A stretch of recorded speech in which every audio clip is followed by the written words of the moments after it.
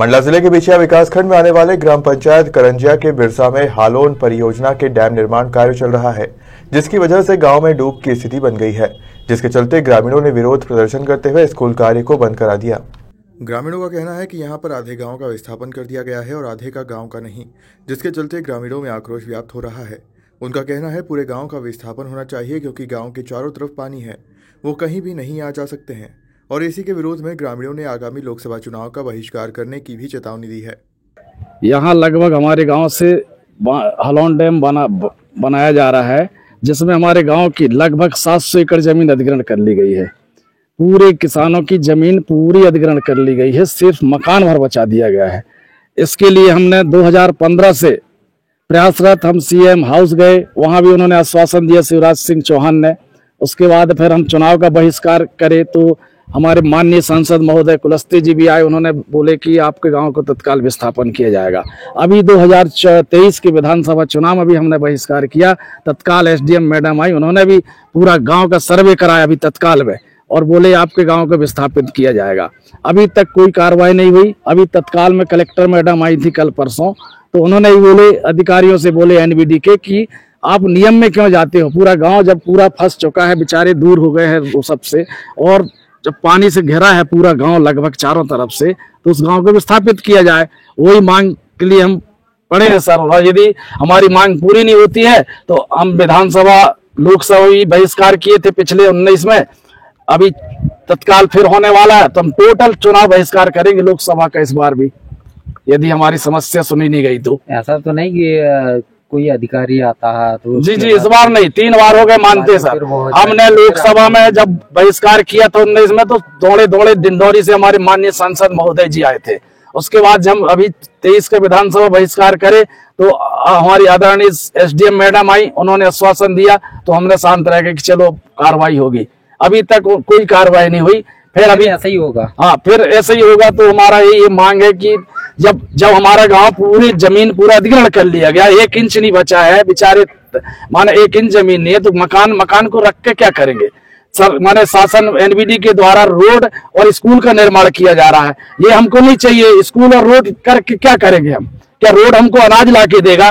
क्या स्कूल हमको या भोजन पानी देगा? जो हमारी जमीन मेरे खुद के परिवार की लगभग 80 एकड़ जमीन हमने दिया है, मेरे परिवार की बात कर रहा हूँ मैं, सिंगल परिवार की, और सड़ा सा थोड़ा सा मकान उसको अधिग्रहण करने में क्या दिक्कत होती है?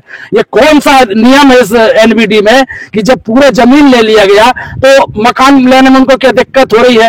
एक किसान का सर्वे करके देखे कि किसान के पास 95 से 100% जमीन अधिग्रहण कर ली गई है किसानों की, माने टोटल 100% जमीन अधिग्रहण कर ली गई है। नए मुख्यमंत्री अभी वो बने हैं, हाँ, उन्हीं से हमारा चर्चा की गई नहीं की गई है सर।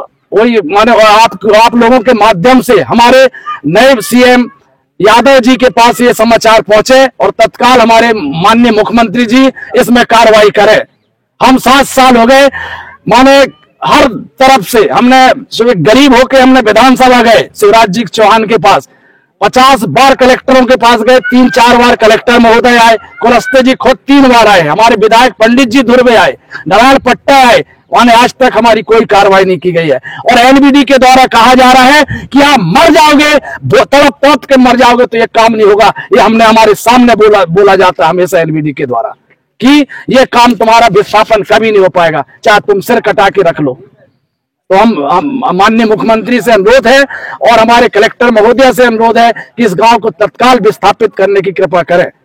हमारे ग्राम में 2015 से बांध का निर्माण कार्य चालू है और अभी गेट लगा दिए हैं, पानी भर रहा है। करंजिया से बिरसा आवागमन बंद हो रहा है।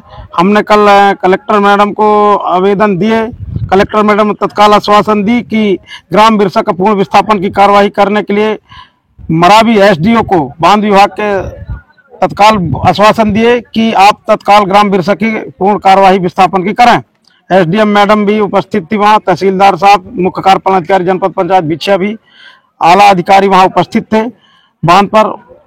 इसी तारतम्य में हमने जो कलेक्टर के आश्वासन दिए, तो अन्य निर्माण काम करा करके क्या करेंगे? ये गांव जब पूर्ण विस्थापन हो रहा है तो ना हमको स्कूल चाहिए, ना रोड चाहिए, न कोई किसी प्रकार के निर्माण काम। अनावश्यक खर्च करना शासन की राशि का दुरुपयोग है।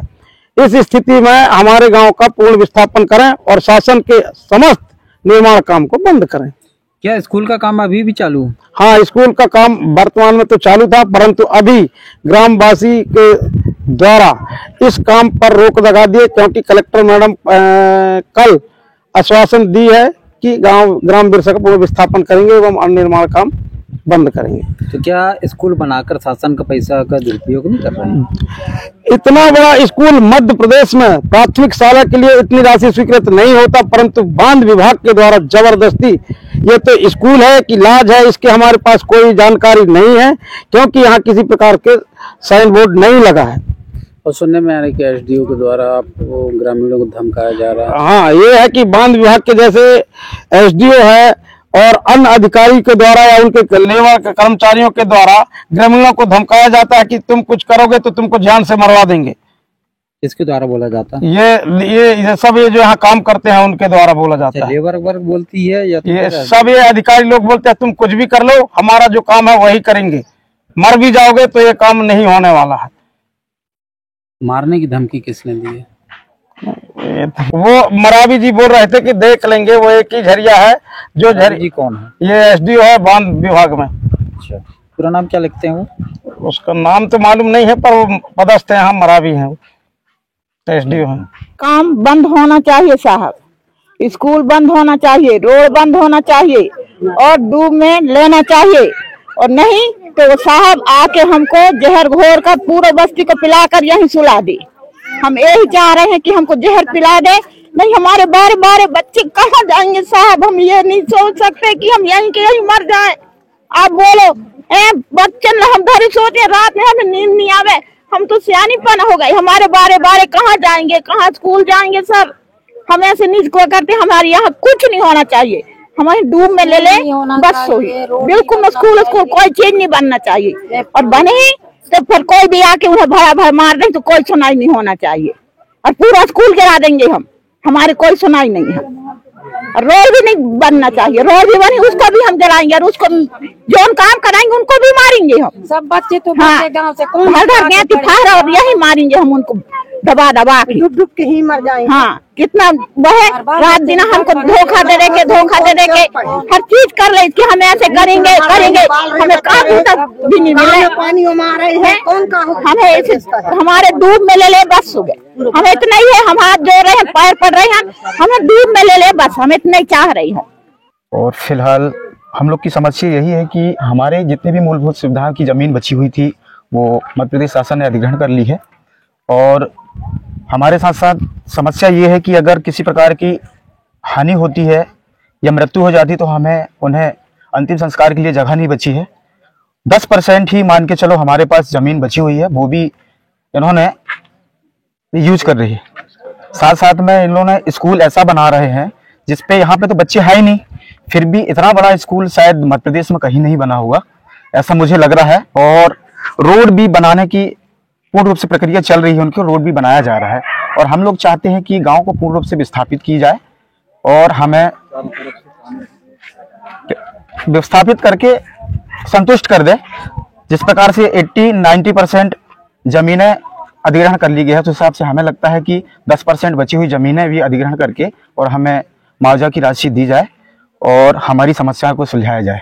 तो क्या डैम में विभाग ही रोड बना के देगा? हाँ, ये तो सुनने में मिला है कि डैम के अधिकारियों के द्वारा ही रोड बनाया जाएगा, स्कूल भी शायद उन्हीं के द्वारा बनवाया जा रहा है, ऐसा सुनने में आया है। इसकी स्वीकृत राशि कितनी होगी? इसकी स्वीकृत राशि लगभग सुनने में आया है 95 लाख रुपए है। ये शायद मध्य प्रदेश की पहली ऐसी स्कूल होगी। डूब क्षेत्र में है इस गांव पूरा, और जो स्कूल भी बन रहा है ये स्कूल भी डूब में ही बन रहा है, डूब की जो जमीन है उस पे ही बन रही है। तो मैं चाहता हूं कि जो बची हुई जमीन है वो भी अधिग्रहण कर ले, स्कूल रोड की जरूरत ही नहीं है, हमें विस्थापित कर दी जाए। हमारे यहाँ बांध बन रहे हैं सर, हमारे घर के आसपास पूरे पानी से घिरे हैं, हमारे मकान गिर रहे हैं और हमारे बच्चे की आने जाने कोई सुविधा नहीं है। अगर हम बीमार हैं तो हमारे लिए कोई आने जाने की सुविधा नहीं है यहाँ पर पानी, क्योंकि पानी आसपास घिरा है और हमारे घर में कीड़े मकोड़े बिच्छू ये सब घुस रहे हैं। हमको रात में नींद नहीं आती सर, और हमारे खाने पीने के लिए कुछ भी नहीं है हमारी, और हमारे बच्चे भूख के कारण तड़पते हैं सर, रात में भी वो सोते नहीं हैं और हम भी नहीं सोते उनके कारण, और हमारे छोटे छोटे बच्चे उनके भविष्य खराब हो रहे हैं सर। और हमारे यहाँ हमको स्कूल बन रहा है, वो स्कूल हमको चाहत नहीं, हमको नहीं चाहिए स्कूल नहीं चाहिए। ये नल आ रहा है, नल भी नहीं चाहिए और रोड भी नहीं चाहिए हमको कोई चीज की सुविधा नहीं है। अगर हमारे बीच किसी की तबीयत खराब हो गई तो यहाँ कोई भी आने जाने का सुविधा नहीं है हमारे लिए ले जाने की, और हमारे बच्चों के भविष्य खराब हो रहे हैं। हमारे गांव को विस्थापन किया जाए। यहाँ कलेक्टर भी आ गए, यहाँ एसडीएम सर भी आ गए, यहाँ पूरे अधिकारी आ चुके, पर आज तक हमारी कोई सुनवाई नहीं है सर। क्या हम डूब के यहीं मर जाएं? आप बताइए, क्या हमारे बच्चे को हम मार डालें भूख से? क्या जहर दे दें? क्या आपकी मांग पूरी नहीं होती तो नहीं हो रहे तो हम क्या करेंगे? हम जाके जल में डूब के मर रहे हैं, हमारे लिए तो कोई सुनवाई नहीं है ना सर। पूरे कुछ सहारा ही नहीं है ना यहाँ पर, पूरे जान देन के आए हैं सर। अब हमारे पास तो कुछ उपाय नहीं है और हमारे कोई सुनाई नहीं है। इतने दिन तक कई बार आ चुके, यहाँ पर बड़े बड़े अधिकारी भी आए हैं, एसडीएम मैडम भी आए हैं, कलेक्टर भी आए हैं, सब कुछ आए हैं यहाँ पर। हम शिवराज सिंह के पास भी गए थे, हम घुघरी उस बार आए थे तो उनसे हम लोग मिले कि भैया हमारी तरफ एक बार आप देखिए, तो हाँ बोल दिए। लेकिन हमारे इतने दिन हो गए, चुनाव भी हो गए, सब कुछ हो गए, लेकिन हमको आज तक कोई सुनाई नहीं है कि बहन हम ले लिए, ईद हमारे तरफ देखें, कोई नहीं देख रहा। बस वोट के समय बस हाँ ले लेंगे बोले थे, पर आज तक कोई नहीं बोले। और आने वाले वोट में भी हम बहिष्कार करेंगे। एक तो हमारे गाँव के पूरे तरफ विस्थापन किया जाए, या फिर हम दोबारा जान ले हमारी, हम पानी में डूब के मर जाएंगे। हमारे को सहारा ही नहीं है।